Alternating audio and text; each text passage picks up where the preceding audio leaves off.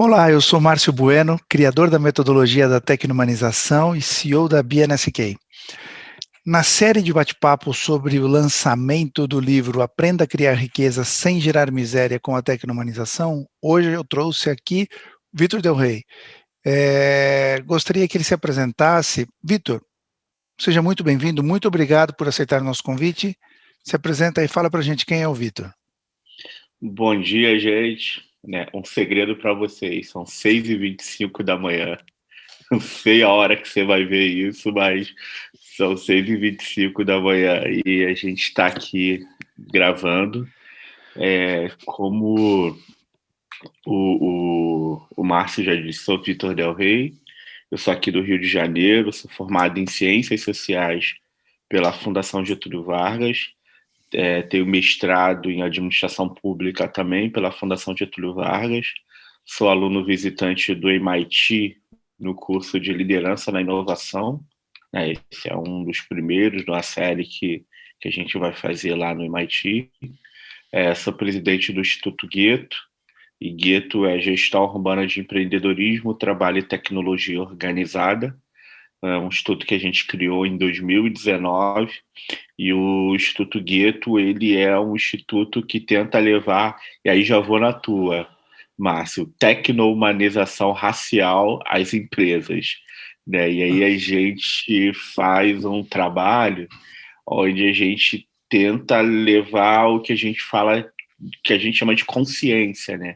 Que também para a gente é um argumento filosófico de que se você não faz as coisas com consciência, no máximo que você faz é estratégia de marketing ou tokenismo, né? Então, o que é a consciência? É fazer processos de diversidade e inclusão, tratar o assunto racial dentro da sua empresa porque é o certo a fazer. E não porque você está surfando numa onda, não porque mataram um americano, porque, enfim, no Brasil, a cada 23 minutos a gente tem um George Floyd e ninguém nunca ligou. Aí precisou morrer um negro que fala inglês, o problema é o que é? Falar português? Então, porque falar português, vocês não ligavam, né? Aí, porque fala inglês, custa mais caro, é em dólar, aí tem que se mover. Né? Então, a gente traz as empresas dessa consciência, para essa consciência, entendendo que, às vezes, o George Floyd foi um ponto de partida, né, que aí teve que se mover, mas que as empresas podem sair dessa ação que é puramente reagindo a um assunto, e aí o próprio livro Tecnomanização, né, fala sobre ação e reação, né, de como isso pode ser também positivo, mas, né, se é para ter uma reação a uma ação, o que o Instituto Guido traz é uma ação consciente, e não uma pura repetição. E, inclusive, o livro também contribui, porque senão vira só estratégia de marketing, né? Então, a gente no Instituto Gueto, por meio dos nossos consultores, a gente faz isso. O Gueto, ele é uma ONG, né? A gente atua no terceiro setor, então diversidade, inclusão, questões raciais não é o nosso core business, até porque a gente não tem core business, a gente tem propósito. Né? Organizações do terceiro setor, elas se movem por propósito, elas não se movem por core business. E o nosso propósito é a solução definitiva das questões raciais no Brasil e no mundo. E aí é por isso que a gente se vale de algumas reflexões da filosofia africana, conceitos como Ubuntu, né? Eu sou porque você é, então é importante que todos sejam, mas também a gente não negligencia, por exemplo, um conceito que o Nietzsche traz quando ele escreve a genealogia da moral, ou a genealogia do mal, mas salvo engano é a genealogia da moral, o nome da obra dele. E aí o Nietzsche traz essa reflexão de que se a gente não ir na genealogia, ou seja, na gênesis, na raiz do problema, tudo é paliativo. E aí nada resolve. Então, né, e aí, Márcio, me permita, quando eu li Ação e Reação aqui no livro, eu fiquei me lembrando das minhas aulas de filosofia, obviamente, que a gente leu ali Kant e os utilitaristas, um debate entre moral e ética e moral, e um debate sobre escolha racional, né? Que ali os utilitaristas com John Stuart Mill e Jeremy Bentham, pai e filho, inclusive, né, eles trabalham com uma ideia de que o ser humano ele tem que maximizar o prazer e minimizar a dor. Então, uma ação é correta se ela gera a expectativa necessária, que é o prazer. Que para as empresas é lucro, né? Prazer para as empresas é puramente o lucro. E aí isso vale usar o ser humano como meio para se chegar a um fim. O ser humano é meio para se chegar a um fim se o seu cálculo é puramente utilitarista, de utilizar as pessoas, os seres humanos, se a sua instituição faz isso para chegar a um fim, a sua instituição é uma instituição utilitarista e que flerta ali, né, um pouco com os ideais filosóficos e que é muito que aparece muito mais na ciência política do Claude Maquiavel, né, que é conhecido como Maquiavel, quando ele escreve O Príncipe. E aí ele fala da virtude, ele fala da fortuna, né, e aí tem qual é o grande debate do Maquiavel? É definir definir o que é uma ação correta. E aí Maquiavel vai ser muito claro que uma ação correta é aquela que obtém os resultados esperados. Então, para se eu tiver que ter a minha glória lá como empresa for, sei lá, ser desonesto, criar produtos que vão funcionar por um certo tempo, mas depois eles param de funcionar, forçando as pessoas a comprarem outro, ou fazer recall, mas esses recalls são pagos, e o livro fala sobre isso, né? Que empresas tecno-humanizadas, elas não criam dependentes, né, dos seus produtos, enfim, de várias outras coisas. Né? Então, mas para o Maquiavel tá muito claro. Bom, qual é o lucro? Né? O Maquiavel, o Milton Friedman é o Maquiavel das empresas do século XXI, né? Quando vai dizer que a responsabilidade social das empresas é gerar lucro para seus acionistas. E pronto. Né? Então, para o Maquiavel, gerou lucro para o acionista, Maquiavel vai olhar para a empresa, então a ação foi correta. Não importa se degradou o meio ambiente, não importa se produziu desigualdade, não importa se produziu questões mais ligadas a racismo e machismo, que são as opressões das minorias, não importa. Se, no fim das contas, ela fez o que tinha que fazer, que é gerar lucro para os seus acionistas, a ação é correta. E aí o Kant, né, o Immanuel Kant, ele vai dizer que não, isso está errado, até porque o ser humano ele é um fim em si mesmo. Ele não é meio para se chegar a um fim. Então, uma ação é correta quando ela pode ser replicada pelo maior número de pessoas possíveis e ela vai continuar sendo considerada eticamente e moralmente eficaz. Então, se há uma crítica moral e ética à ação que você está tomando, então ela não é o que ele chama de imperativo categórico. Né? Então, as empresas tecnohumanistas, pelo menos na minha visão, e aí é bom conversar com o autor do livro, né, que você pode tirar dúvidas. Então, o autor do livro. Na minha visão, empresas tecnohumanistas são empresas que criam imperativos categóricos, e elas são imitadas e elas trazem bem-estar social, não produz desigualdade, não reproduz racismo, não reproduz machismo e cria um ambiente como se fosse um jardim onde as flores crescem. Aí tem um provérbio que, que eu conheci na minha juventude ainda, né? Que o provérbio dizia que não era necessário você dar flores, que o mais importante era cultivar o jardim para que as flores pudessem crescer. Empresas tecnohumanistas, elas produzem imperativos categóricos e elas são solo fértil para que flores, para que talentos cresçam, se desenvolvam e isso gera lucro, né? Mas, enfim, eu só estava me apresentando. Eu sou o Vitor Del Rey. Bom dia. Começamos forte com a apresentação. Muito bom. Bacana. Vitor, eu gostaria de começar o bate-papo, como eu tenho feito com os outros convidados, fazendo uma pergunta direta. Você acredita que é possível criar riqueza sem gerar miséria nesse mundo corporativo tão agressivo e competitivo que a gente vive? Sim, dizem que os taurinos são aqueles que têm o pé no chão, que eles acreditam desacreditando. né, que eles são esperançosos, porém o pé está sempre no chão para não gerar falsas expectativas e não se frustrar. Então, nesse caso, eu digo que eu sou taurino. Eu acredito, mas talvez eu ainda não tenha visto. É essa a seguinte pergunta. Você acredita que é possível, mas você não tem visto isso nas empresas? Eu não tenho visto, porque o ambiente corporativo, e aí eu acho que é um aspecto muito correlacionado com as questões de gênero, ele ainda é muito machista. E dentro da nossa cultura, como homens, a gente é estimulado à competição. Uhum. E competição, desde a época paleolítica, ela é condecorada com um prêmio. Então, as empresas ela ainda têm um comportamento masculino nas suas práticas, visto que elas ainda correm atrás de cenouras. Então, se para correr atrás de cenouras a gente produz desigualdade, não tem problema. No final do dia, a gente tem que pegar as cenouras e pronto. E aí, pô, você vai desde as tradicionais, né, empresas até essas novas techs, né, que é a galera das startups. Eu ando muito com a galera de startup. Aí eu lembro que em 2016, que eu comecei a andar com essa galera, o que eu mais ouvia, né, eu tava ali com a minha startup, era: se você não quebrar com 1 milhão, você não é ninguém.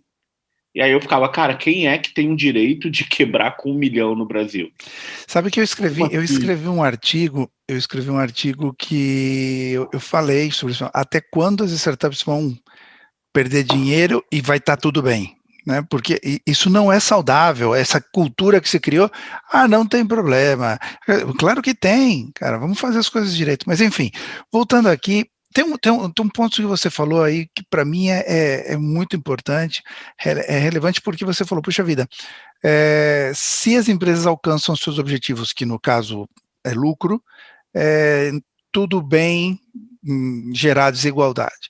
A lógica perversa que a economia tradicional criou, né, e a gente, você com o Gueto e com a metodologia da tecnomanização, a gente busca se complementar e tentar ajudar a corrigir essa desviação que se produziu, que é o seguinte: as empresas, e tem muita gente que acredita, não é por má fé não, acredita de verdade que gerar desigualdade para poder criar essa riqueza para as empresas, gerar desigualdade social é um efeito colateral que só pode ser corrigido fazendo com que a empresa ganhe mais lucro, porque ela gera mais emprego e ela vai recolher mais impostos e, portanto, isso vai ser o suficiente para corrigir essa desigualdade, o que não é verdade, Não, porque o que não está hoje, fazendo, né? não, o que não está fazendo, Não é mas que por nem que ele. não é verdade? E não é verdade e não está se fazendo. Por quê? Porque hoje você consegue criar mais riquezas com startups, com tecnologia, e não necessariamente se cria mais emprego. E quando se paga mais impostos, não necessariamente esses impostos são aplicados aonde devem ser. E ainda tem uma outra lógica perversa que é assim, não, como empresário ou como executivo eu faço o meu papel, eu sou pago para isso porque isso é assim, né? Pô, não, amigão, não é assim. Nós fizemos com que fosse assim e o resultado não está sendo legal, então cabe a nós mudarmos isso, né? Então, Acho que até tem que uma questão aí, Márcio, ah, que no que você está trazendo, que é essa. Não sei, né? Não sei nem como é que chama, hum, não sei nem como é que chama, mas essa metodologia, né? Que é uma metodologia, né? sim. Então gera desigualdade, mas gera emprego, que é um caso muito clássico, né? De que quando as coisas vão mal, as primeiras pessoas a perderem os empregos são as pessoas que estão no chão da fábrica, né? Então é uma tecnologia muito perversa, porque ela gera, no fim do dia, ela gera autodependência. E no fim do dia ela não gera autonomia, porque tá na decisão, tá na caneta do RH, e o RH recebe ordens de alguém, né, colocar as pessoas no submundo do desemprego. é que no Brasil, os últimos dados do desemprego, aí é óbvio que a gente tem que considerar que a gente está vivendo tempo de pandemia, então o desemprego subiu no mundo inteiro, então beleza, a vida é assim, vamos sair dessa, acho que vamos sair dessa, né? Porque, bom, os caras falando mal da China, que vende os insumos 90% para a gente fazer a vacina, fica meio difícil, mas eu acho que a gente vai sair dessa. A taxa de desemprego no Brasil já está muito alta. Ela era 12,7 antes da pandemia. Agora ela está um pouco maior, obviamente, por conta da pandemia, mas o que a gente consegue perceber é que são essas pessoas que têm menos acesso à educação, e aí também tem um debate sobre acesso à educação, sobre quem acessa aos postos de trabalho mais vulneráveis, eles vão ser os últimos a serem reempregados. E aí alguém pode pensar, não, eles não podem ser os últimos a ser reempregados, porque é o chão de fábrica que faz o negócio funcionar. Mas óbvio que não, óbvio que primeiro o staff vai estar lá com o seu emprego de volta, organizando tudo, para depois trazer o chão de fábrica. E aí o que a gente nunca pode esquecer é que uma situação de desemprego ela produz uma série de outras reações que são, às vezes, ou de natureza psicológica e também de natureza familiar, porque uma família desempregada ela tá instável. Um casamento fica estável. Porque Não, tem uma hora tudo. que, se a mulher está muito tempo desempregada e não consegue ajudar em casa, que o maridão fica sobrecarregado.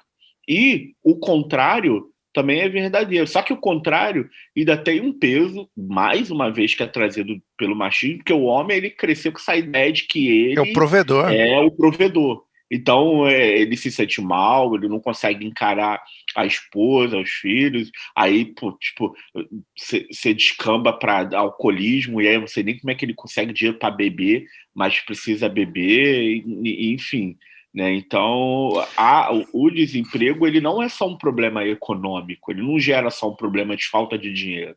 A falta de dinheiro é ação e reação que gera reação e que você não consegue mais calcular. É, existem alguns pontos em relação a isso, que muitas empresas acreditam que a automatização ou que a digitalização total de seus processos vai gerar mais lucro a ela, porque reduz mão de obra, porque reduz é, é, erros, minimiza ou elimina os erros, enfim, eu costumo dizer que o equilíbrio, né, a virtude sempre está no equilíbrio, porque uma empresa com 0% de tecnologia, hoje ela não sobreviveria. Hoje a gente não estaria gravando isso, você no Rio, eu em São Paulo. Hoje a gente não conseguiria viver sem tecnologia. E além do mais, quando a gente fica doente, a gente vai a um hospital, a gente adora que o hospital esteja bem equipado, tenha muita tecnologia para salvar a nossa vida ou a vida dos nossos familiares. Então, a tecnologia não é ruim em si, né? O uso que é dado a ela, ou os limites que são impostos, sim, que podem ser nocivos. E aí, o que a gente vê é uma empresa com 0% de automatização, ela quebra, ela desaparece, é impossível sobreviver hoje, mas uma empresa com 100% de automatização, ela quebraria dentro de muito pouco tempo. Por quê? Quem vai comprar o produto dela se está todo mundo desempregado? Né? Assim, eu automatizo a empresa, coloco tudo digitalizado, mando todo mundo embora, porque aí vou ser a empresa mais otimizada do cemitério. As pessoas morrem de inanição porque não tem emprego e a empresa morre de inanição porque não tem clientes. É o cúmulo da estupidez e do absurdo. Então, os extremos, neste caso, como quase em todos, são ruins. O equilíbrio. Então, tem que usar tecnologia? Sim. O que a gente tem que fazer é buscar elevar a consciência executiva, elevar a consciência corporativa para usar essa tecnologia para construir empresas mais conscientes e humanizadas. E, como consequência disso, ser mais rentável. Então, não é Então, buscar a rentabilidade como objetivo, é buscar construir uma empresa mais consciente e humanizada, construir uma sociedade melhor, construir um equilíbrio nesse ecossistema interdependente que a gente vive e, como consequência disso, ser mais rentável. É essa a ideia da tecnomanização. tem um debate que o Instituto Goethe faz a respeito da automatização e da tecnologia, que é um debate que está ali muito presente no texto Sociedades em Rede, do professor da Escola de Altos Estudos em Ciências Sociais da França, professor Manuel Castel, que é o quanto a tecnologia gera de desempregados. E aí um exemplo muito clássico é que eu ganhei de uma amiga, Maíra. Maíra, ela e a mãe, elas são sócias, elas têm uma empresa de alimentação saudável, né, chamada Free Soul Food. Então elas produzem alimentação orgânica, sem carne, tipo, sem lactose, glúten, se você quiser. E aí, quando eu vou a São Paulo, eu me alimento lá, que tem meus problemas, então eu gosto muito de estar com elas. E elas me deram um presente, né? Qual era o presente? Elas me deram um bilhete único de São Paulo, porque eu gosto de usar o transporte público. E eu tenho que ir lá na fila para comprar o negócio, né? E aí tem, pô, às vezes tem a fila tá muito grande. Então eu falo, cara, a melhor coisa para facilitar a tua vida é você ter um bilhete único, porque se inclusive tiver descarregado, é só você ir em várias máquinas que está lá, carrega e vai embora. E aí eu estudo no mestrado mobilidade urbana e cidades inteligentes. O que é, tipo, cidades inteligentes? É eu não precisar ir na maquininha, lá no guichê, comprar um bilhete para usar o metrô. Isso é IoT, cidades inteligentes. É inteligente, eu vou lá, não preciso Uhum. depender de ninguém. Só que para eu ter essa comodidade, alguém ficou desempregado. Porque o papel daquela pessoa era contar o meu dinheiro, me devolver o troco se tiver, ou não me devolver, e me dar um bilhetinho para eu ir embora. Só que por criar uma máquina que faz o que ela iria fazer e que não precisa pagar direitos trabalhistas, por exemplo. Então ela foi mandada embora. E aí o debate do professor Manuel Castro é exatamente esse debate sobre como o avanço da tecnologia produz desempregados e, na verdade, o avanço da tecnologia ele muito mais faz uma manutenção de status quo, onde os que são ricos, de classe média, têm mais acessos, obviamente, vão se colocar, porque vão conseguir acompanhar o desenvolvimento tecnológico, vão ter acesso à formação, e os pobres vão continuar pobres dependendo do que sobrar. Né? E aí, óbvio, né, que o professor Castel ele faz um debate sobre como as pessoas vão se reinventar, vão criar empregos, vão criar funções para não ficar desempregadas, né?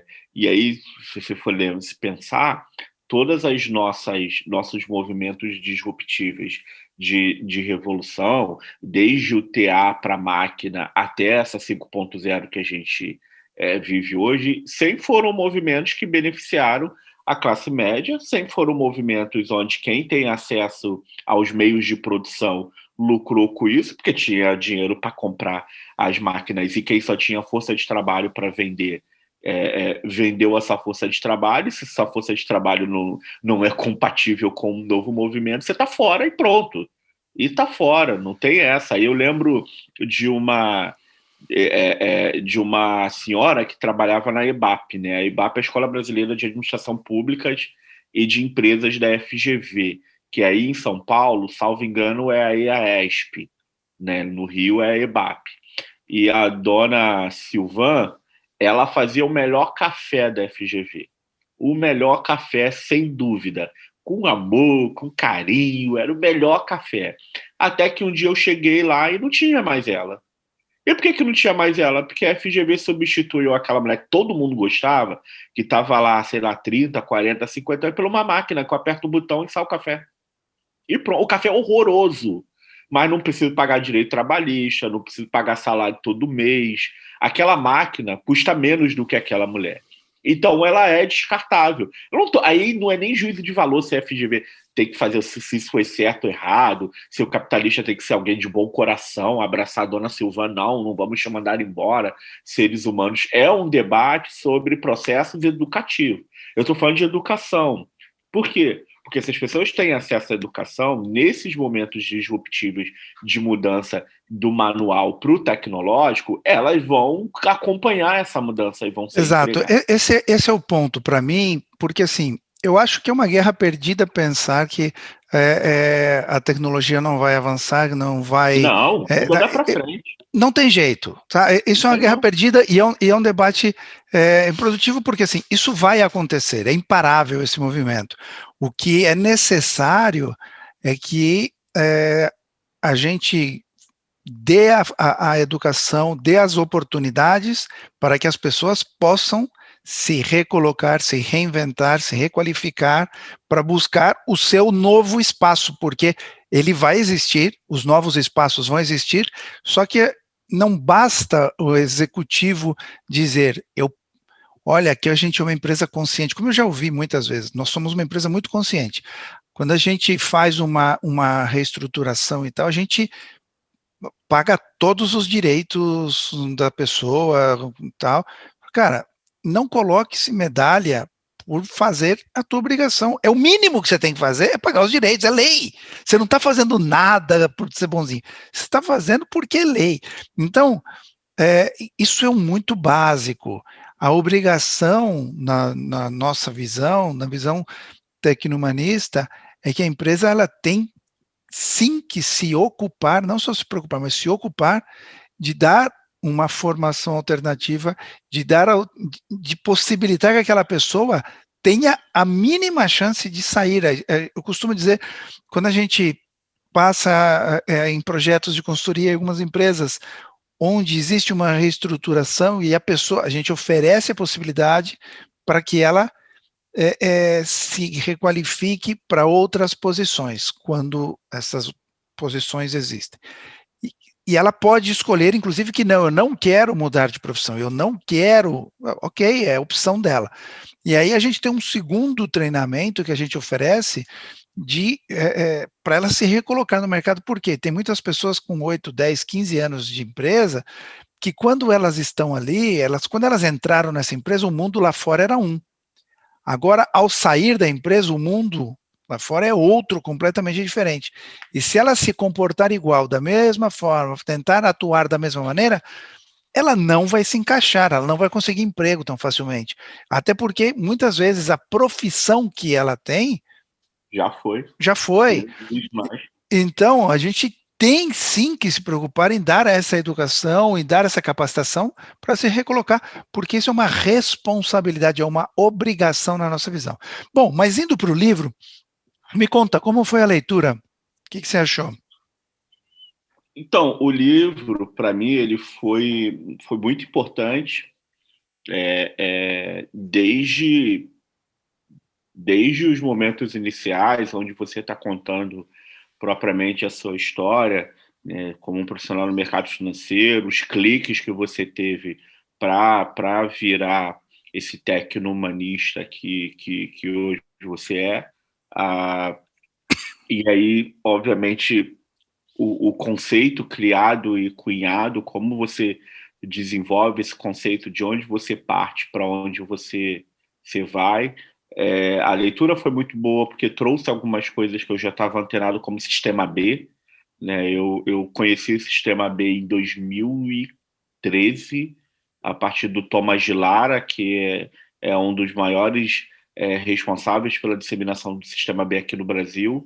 Ele é muito amigo de uma professora que me deu aula, que também é muito amiga minha lá na FGV, e ele foi na aula trocar uma ideia com a gente sobre o que era o Sistema B, que era muito novo no Brasil ainda. Então, eu gostei muito de ler o livro, porque ele trouxe para mim essa dimensão humana para as empresas, humana ou humanística, enfim, para as empresas. E eu fiquei assim meio que com uma pulga atrás da orelha se isso é como uma utopia, aquela do Eduardo Galeano, né? Que você corre atrás dela, ela dá 2 passos para trás. Você dá cinco passos em direção a ela ela dá 15 para trás e você nunca consegue chegar. E aí a pergunta do Eduardo Galeano no poema é: então, bom, se eu nunca vou chegar, então para que serve a utopia?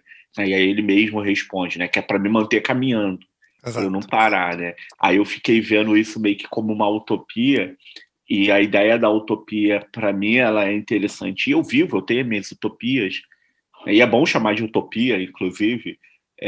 O bom dela é que você está sempre num processo de transformação. E se você está sempre num processo de transformação, então isso quer dizer que ontem você foi melhor que ontem de ontem, e que hoje você é melhor do que ontem, e amanhã você será melhor do que hoje.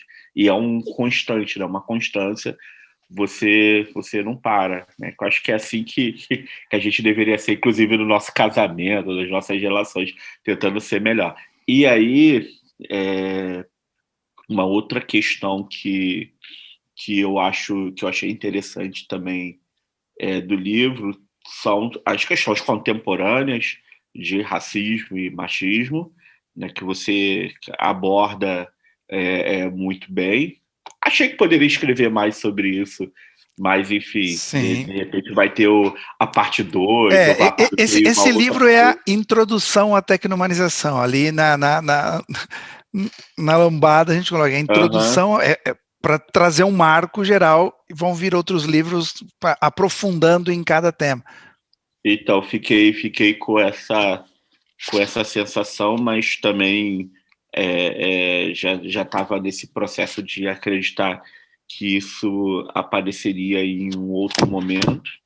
Se você me perguntar se eu indicaria o livro, com certeza. Eu vou fazer o post lá no meu LinkedIn indicando o livro, a leitura, porque eu achei muito importante, muito interessante. É um livro muito fluido, muito fácil de ler, muito rápido de ler, né? E ele trouxe algumas coisas para mim que são importantes no sentido de que eu não sou do mercado, né? Eu sou um cientista Uhum. social que é mestre em administração pública, então um administrador público, né? E que está ali no MIT, mas não sou CEO, né? No instituto que criei, até tento me colocar nessa cadeira, mas para mim ela é muito mais porque precisa ter uma nomenclatura, e eu nem gosto da nomenclatura, do que de fato exercer a função. E para eu que não sou desse ambiente, foi muito fácil de entender algumas discussões, né? Tem algumas tiradas filosóficas nele que me fez ter mais conexão, né? Porque eu gosto muito, né? Tem coisas de Sócrates ali, Sócrates era bom demais, né? Uhum. Então achei uma leitura importante. Eu agradeço muito esse feedback, é super importante. A gente está buscando exatamente isso nessa série de bate-papos, trazer pessoas de diferentes áreas, segmentos, experiências, vivências, porque isso enriquece esse debate, enriquece, aumenta essa reverberação e essa divulgação da tecnomanização, e para mim, como autor, traz um feedback super importante que é para a gente continuar avançando, né?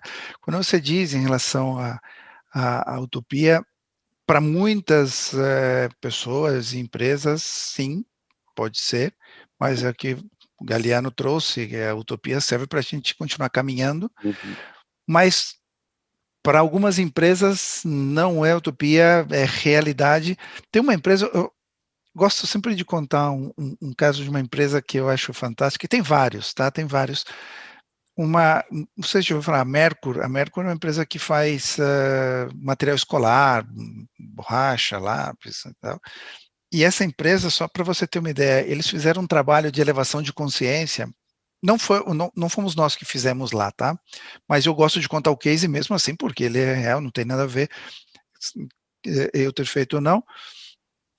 Eles fizeram o seguinte: eles chegaram nesse processo de elevação de consciência e de humanização da empresa, de conscientização da empresa, eles conversaram com as escolas, com os professores e diretores das escolas, falando assim: olha, o nosso material escolar, o que vocês acham?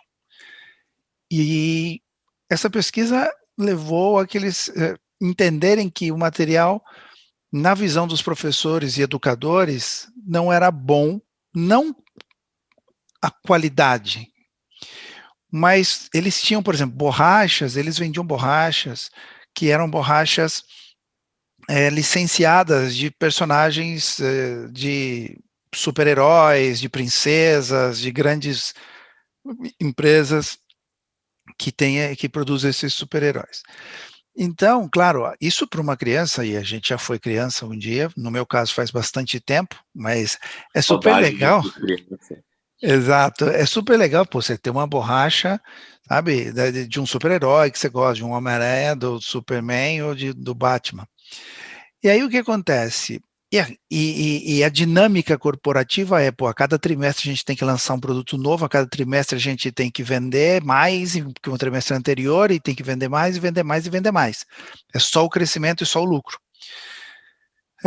E mesmo uma empresa cumprindo a governança, mesmo uma empresa cumprindo as normas, cumprindo a lei de extração de borracha, não é disso que a gente está falando, né? De lei, de governança, de ética. E aí os professores falaram: olha, o brinquedo, a brincadeira faz parte do aprendizado da criança. Brincar é importante para uma criança, ela aprende brincando. Só que a hora de brincar é hora de brincar e a hora de estudar é hora de estudar. Se o teu material escolar serve para você brincar, você não estuda. O tempo inteiro. Aí complica. E o material de vocês geram esse problema. A linha de borrachas e de lápis licenciadas era uma linha muito rentável. Eles ganhavam muito dinheiro com isso. Até porque, assim, as crianças vinham, eu já fui criança, mas eu também sou pai, venha filho, papai, eu quero a borracha da princesa não sei o quê. Eu falo: filho, a tua borracha tá boa, tá nova. Ah, mas eu quero, minhas amigas têm, mas não sei o quê. Não, não vou dar.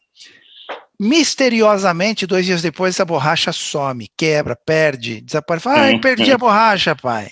Agora eu preciso comprar outra. Então, no final, o que eles perceberam? Esse mesmo, todo mundo reclama, né? A gente é o esporte nacional no Brasil reclamar do mundo, da sociedade, do governo, do próximo, do vizinho. A gente reclama dos outros, né?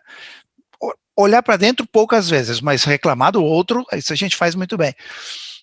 E aí a gente reclama, e os mesmos executivos que reclamavam da sociedade que a gente vive, que era terrível, né? Esses jovens como são, acabam participando, porque assim, o produto que eles vendem incita a criança a mentir, fomenta esse consumismo que cada mês tem que comprar uma borracha nova. Você não precisa comprar uma borracha nova todo mês, mas como é um modelo novo, um super-herói novo, uma princesa nova, a criança quer. Então, indiretamente, você está fomentando isso nas crianças, você está incitando esse consumismo inconsciente, absurdo, esse capitalismo desnecessário. Sem contar que você acelera a produção de borracha, você tem outros efeitos colaterais na sustentabilidade. Mesmo cumprindo a regra, mesmo cumprindo a lei, né? E o que eles fizeram? Eles decidiram tirar essa linha do ar.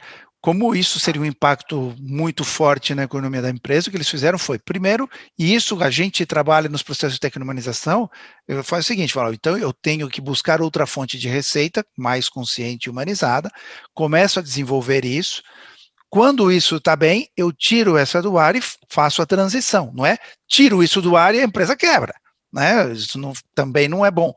Então, fazer essa transição. E eles decidiram, de uma forma consciente, reestruturar a empresa para começar. Então, isso é elevação de consciência. Então, ganhar dinheiro com um produto, com uma borracha tradicional. E aí existe, sabe o que é interessante? Às vezes muitos executivos falam assim: ah, mas cara, eu faço isso porque se eu não fizer, outro faz. Fala: tudo bem, outro faz, só que você não tem que fazer. Não se preocupe pelos outros, você não tem que fazer. Aí eu vou lá no outro e tento convencê-lo e mostrar que ele também não deve. Agora, não é desculpa ou justificativa falar: eu faço porque se eu não fizer, outro faz. Então, existem empresas no Brasil, já não é só lá fora, tem inúmeros casos, tá? Mas esse é um. E aí a empresa falou: puxa vida, eu começo a vender um produto que não fomenta esse consumismo, que não fomenta essas crianças, explico o porquê. Com isso também eu reduzo um pouco minhas vendas, eu controlo muito mais a extração de borracha, eu controlo muito mais a exploração exacerbada da natureza. Então, no final, eu consigo gerar um equilíbrio continuo ganhando dinheiro. Então, é possível sim criar riqueza sem gerar miséria, né? Quando eu falo miséria, não refiro só à fome, a desequilíbrios sociais, meioambientais, etc. Existem empresas que fazem isso. Elas fizeram não através, essa especificamente, não através da tecnomanização, outras fizeram sim com a tecnomanização, mas tem exemplos. Então, para essas empresas, esse conceito não é utópico, é real, faz parte do dia a dia deles, tá? Já Então, existe. quando a gente começou, eu falei que eu acredito, mas nunca vi. Então, obrigado pelas referências. Tem algumas, e o que a gente tem que fazer é levar isso cada vez mais para que sejam mais e mais exemplos, até que se torne isso uma coisa frequente. Uhum. Né? E por quê? O próximo livro que eu pretendo lançar até o final do ano, eu vou lançar 2, um deles é o seguinte, a gente está fazendo uma pesquisa, a gente mostra que sempre pós eventos de alto impacto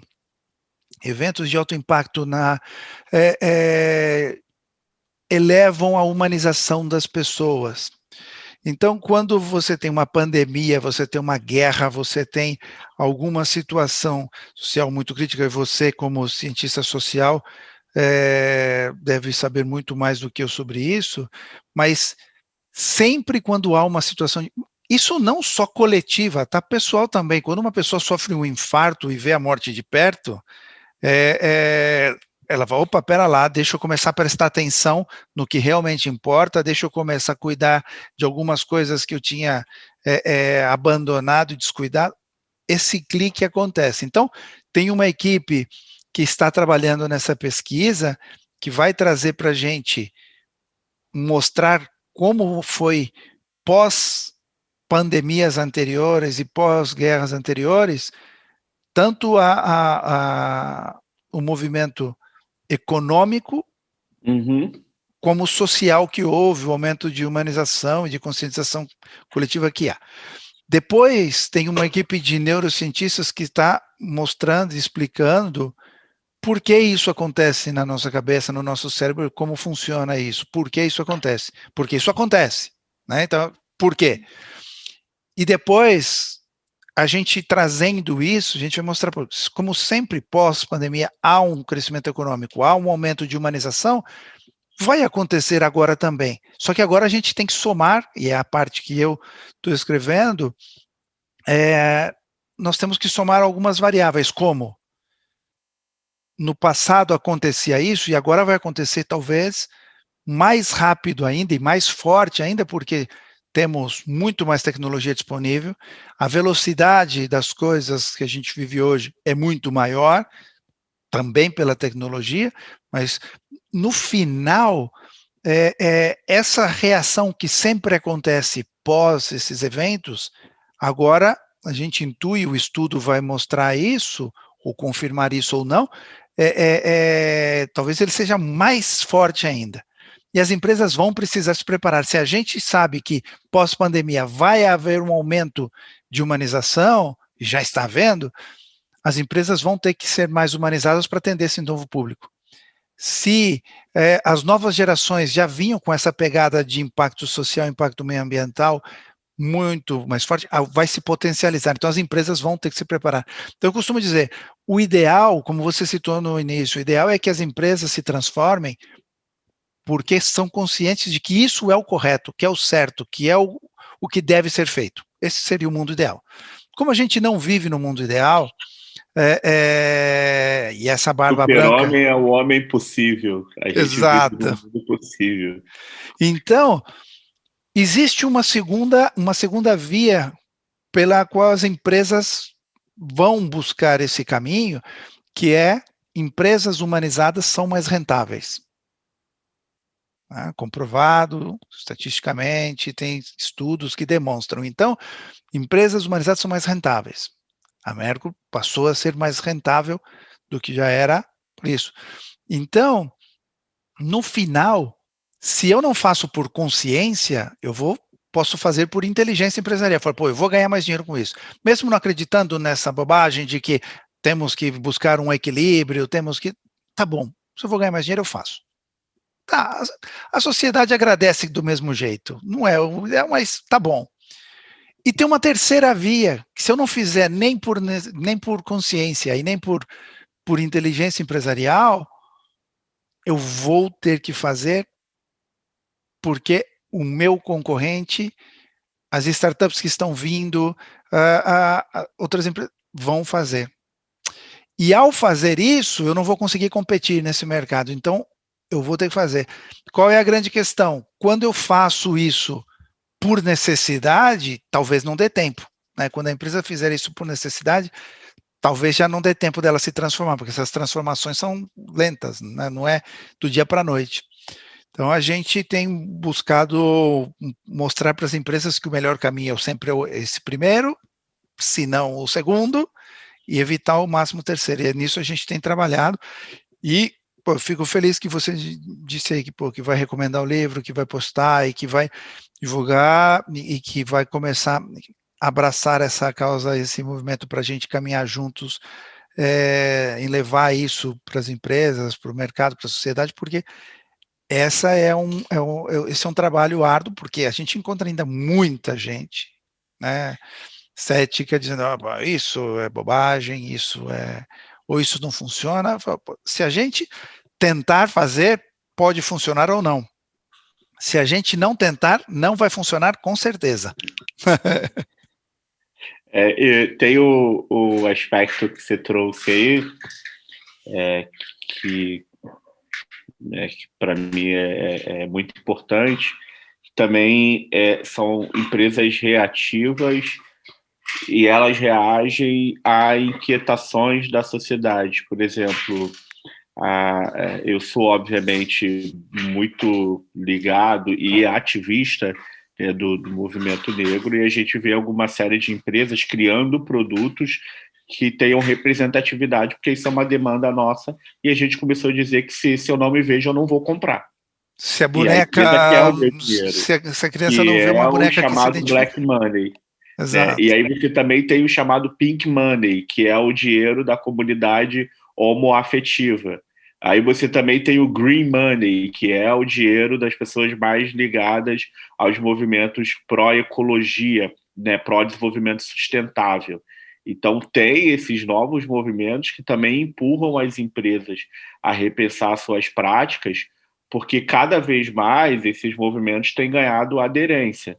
Né? Então, e aí se eu for falar pelo movimento negro, a gente tem 54,7% da população, mas esse boom de 54,7% da população, ele apareceu no último censo, que foi em 2010. Eu estou falando do último censo de 2010, aí o Marco Aurélio Mello determinou que fizesse o censo esse ano e não iria acontecer, então a gente vai ter novos números, mas isso veio muito a partir das políticas do governo ali ainda Lula e Dilma, mas pegando o que o Fernando Henrique já tinha começado a fazer, que trouxe a possibilidade de estudar, que trouxe a possibilidade de você se repensar como pessoa negra na sociedade brasileira, ao aumento de representatividade, o próprio trabalho óbvio do movimento negro, e a gente sabe que o PT não deu nada para a gente, que o PSDB do FHC não deu nada para a gente, mas a gente conquistou o direito das coisas que a gente tem hoje. Ninguém deu nada para a gente. O movimento negro teve que se organizar e ir lá e ir atrás. E aí eu sou daqueles que acham que o PT não fez nada para ele, fez mais do que a obrigação dele. Estava lá para fazer, tinha que fazer mesmo, então, sem aplausos porque fez isso. Fez mais do que obrigação. Mas as empresas, elas começam a se movimentar nesse sentido também, porque acaba percebendo que esse é um dinheiro importante, né? Sem dúvida. Até porque, assim, esses coletivos, com a tecnologia, com redes sociais, então, porque antes você reclamava disso no teu bairro, para os teus amigos, num bate-papo, e olhe lá, né?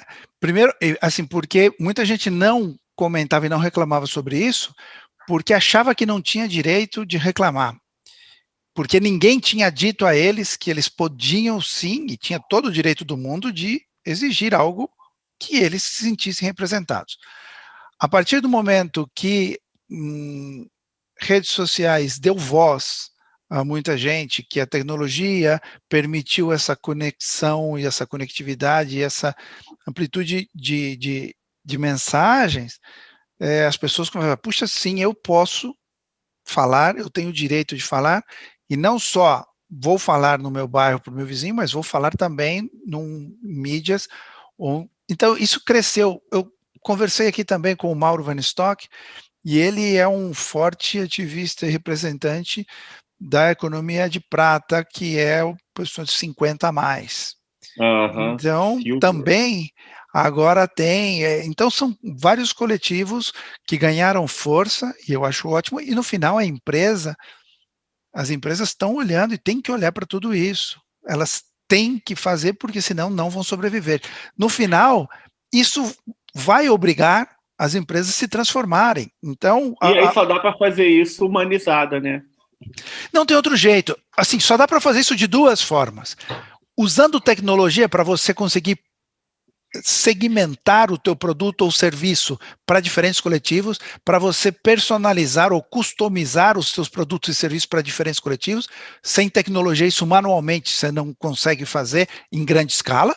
Então, você precisa de tecnologia para fazer isso, mas você só pode fazer isso de forma humanizada. Primeiro, sendo consciente e olhando para esses coletivos, entendendo que eles sim têm esse direito, que eles sim são consumidores e sim é importante e necessário isso. Então, no final, você tem que aplicar as duas coisas em equilíbrio, colocar a tecnologia a nosso serviço, porque a tecnologia está para nos servir, não o contrário, não a gente servir a tecnologia. Então, para que a gente possa fazer isso de uma maneira consciente, humanizada, e que seja rentável para as empresas. Então, essa é a ideia. E neste processo de transformação, a tecnomanização é um framework que ajuda as empresas porque assim, tem muitas empresas agora que já são conscientes que vão precisar se transformar. Vão falar assim, puxa vida, tem razão, eu preciso mudar. Mas como eu faço isso? Por onde eu começo? E se você não tem um marco, se você não tem um framework, se você não tem as ferramentas adequadas, tentar uma transformação num entorno completamente novo, usando o de sempre, fazendo o de sempre, não funciona. Então, a gente se coloca como uma das alternativas de framework, de metodologia para ajudar nesse processo de uma forma consciente e humanizada, e obviamente que as empresas têm que ser rentáveis, têm que ganhar dinheiro. A gente não é contra em absoluto em ganhar dinheiro, não tem nenhum problema e nenhum mal nisso, né? A gente precisa de dinheiro, esse mundo que foi construído e a forma que foi construído não é nenhum problema. O problema é onde estão os limites para eu conseguir esse dinheiro, o que eu estou disposto a fazer para isso, quanto rastro de sangue eu quero ou não deixar para conseguir isso. Então, quando você passa a ser consciente disso, as coisas funcionam melhor. Essa, pelo menos, é a nossa visão, nosso desejo, nossa aspiração e a nossa contribuição com essa metodologia. Agora virão outros livros se aprofundando e mostrando mais e mais. Vitor, muito obrigado aí pelo seu tempo, pelo nosso bate-papo. Tem mais algum ponto que você gostaria de ressaltar ou deixar uma mensagem? Eu só queria fechar deixando uma pergunta, e aí você pode me responder pelo WhatsApp, né? Você vai responder agora. Que bom que a gente conseguiu conversar essas 1 hora aí que já está chegando. Foi bem interessante, bem calmo, né? Porque a gente está aqui desde 6h30 da manhã. Então foi bem tranquilo, que bom. E aí eu queria primeiro fazer uma colocação de que uma das coisas que eu li no livro é que empresas tecnomanistas, elas não criam dependentes, elas criam pessoas com autonomia. E o Instituto Gueto, ele tem duas premissas. A primeira é a mobilidade social. A gente não quer pobre com a gente. Então, a gente quer levar as pessoas a mudar de vida e elas precisam deixar de ser pobres. A gente quer acabar com a pobreza no mundo.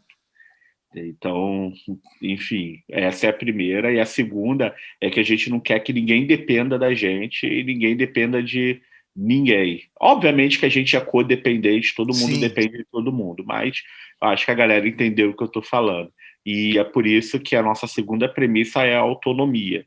Então a gente ensina de graça, ensina bem ensinado, né? E ensina coisas, profissões que são profissões do futuro, as profissões do presente ainda, né? Então a gente, óbvio que para você dar um salto para o futuro, você precisa aprender Excel. Só que a gente sabe que a evolução do Excel é o Power BI, depois o Power BA. Mas se tu não manja de Excel, você não vai avançar. Então a gente ensina o Excel. Tu não vai avançar se tu não tem inglês, francês e espanhol, pelo menos. Então isso não é o futuro, isso é o passado, mas também é o agora. Então a gente ensina isso. Mas a gente também ensina blockchain, Python, VBA, C++, né? Uma formação muito sólida para altos executivos negros ou para uma galera que quer ser um executivo. E aí tem desde, né, como é que é um dress code de executivo, de toda a gramática que usa, formação de carreira, enfim, por aí vai. A gente trabalha com tudo isso, mas a gente trabalha com esse conceito de autonomia. Então, tudo que a gente faz é gratuito, a gente não cobra nada de ninguém. Não tem esse negócio de também comer uma parte do salário depois que a pessoa conseguiu o emprego. Tudo que a gente faz é de forma gratuita, porque a gente quer que as pessoas voem, elas tenham autonomia com gratidão. Então, se a gratidão as alcança, ela pode voltar para ensinar alguém. Não é voltar para dar, não, dar um dinheiro aqui, não. Elas voltam para ensinar alguém para que a tecnologia continue funcionando. E aí, como a gente é uma organização do terceiro setor, a gente basicamente vive de editais, né, disputando edital por aí, e de empresas que, né, contribuem financeiramente para o que a gente está fazendo, porque a gente faz uma coisa que para elas é interessante, que é preparar os talentos, e elas precisam dos talentos. Então, é Exato. um jogo de ganha-ganha, não tem nada de errado nisso, né? Então, é isso, a gente produz autonomia e mobilidade social. Isso era uma coisa que eu queria deixar, porque eu acho que é importante. Bacana, isso é Você super pode importante. encontrar a gente em www.gueto.org, lembrando sempre que Gueto é com 2T. E aí, hoje é dia 7 de maio, ontem, 6 de maio, a essa hora, a comunidade do Jacarezinho aqui no Rio estava sofrendo ataque. Eu não vou falar um ataque, né? Porque tinha uns caras lá que são profissionais, são policiais, estavam fazendo o trabalho deles, cumprindo uma ocorrência. Mas isso desencadeou e terminou o dia com 25 mortes, a maior chacina já ocorrida no Rio de Janeiro. Então, a gente terminou, o saldo foi 25 mortes, um policial civil morto, né? E aí a gente vive num país com a polícia que mais mata e com a polícia que mais morre, não podemos esquecer disso. Eu estudei sobre a polícia, então eu tenho uns dados assim muito frescos na minha cabeça. A gente sabe que 63,7% do que eles chamam de ponta de lança, né, do policial que está ali no dia a dia, é policial negro. Então, a polícia que mais mata jovem negro também é a polícia que mais morre jovens negros, porque esses policiais são jovens e também são negros, né? Então, ontem, o saldo do Jacarezinho foram 25 mortes. Meu 25 Deus. mortes até meio-dia. Então, de 6 da manhã até meio-dia, aquela comunidade ela passou por uma série de constrangimentos, tiroteio, né? Aí a notícia de uma mulher que o casamento dela era 9 da manhã e ela não conseguiu ir casar, porque ela não conseguiu sair de casa. A outra que ia dar luz quase perde o filho por conta da tensão, porque não conseguia sair da favela para ir para a maternidade. E, bom, 2 helicópteros, um dando rasante, outro mais em cima, caveirão, e aí, 25 mortes, segundo a Polícia Civil, os 24 que morreram eram bandidos que entraram em confronto com a polícia. E como o policial sempre me dizia nas entrevistas que eu fiz, eu preciso voltar para casa porque eu tenho família. Então, se esse cara está atirando em mim, eu vou ter que atirar nele porque eu preciso voltar para casa e eu não vou dar flores para quem está me dando bala, né? Mas, enfim.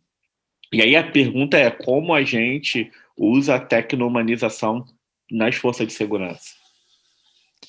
Essa é uma pergunta que te deixo, porque o saldo de ontem foi muito ódio, muita violência e muito pedido de justiça. Só que quando essas pessoas vão para a rua pedir justiça, elas não estão pedindo justiça, elas não sabem nem o que é o conceito de justiça. Elas querem só vingança, elas só querem se Vingança. vingar daquilo que aconteceu.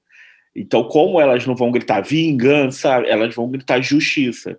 Mas, na verdade, elas querem vingança, porque aquilo ali é o cotidiano. Então, como tecno-humanizar as forças de segurança para que elas façam o que tem que fazer, coibir a violência, coibir o tráfico. E aí, que é o interessante, é que a delegacia que foi fazer a operação no Jacarezinho era a Delegacia de Repressão a Crimes Infantis.